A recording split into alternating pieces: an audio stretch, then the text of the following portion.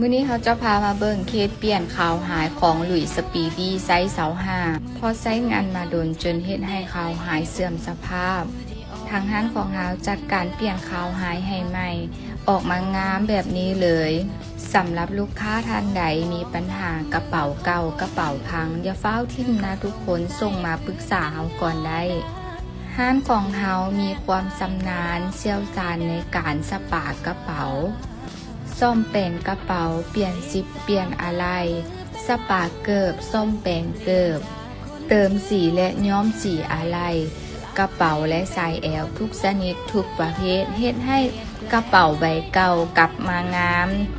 น่าใช้งานป่านซื้อใหม่นอกจากนี้ร้านของเรายังมีบริการฟอกสีแก้สีสปาผ้าไหมสปาเครื่องแบรนด์เนมทุกชนิดทุกประเภทพิเศษในเดือนนี้ทางร้านของเราเปิดคอร์สสอนสปากระเป๋าสปาเกิดสปาผ้าไหมลูกค้าท่านใดสนใจเรียนทักมาด่วนรับจำนวนจำกัด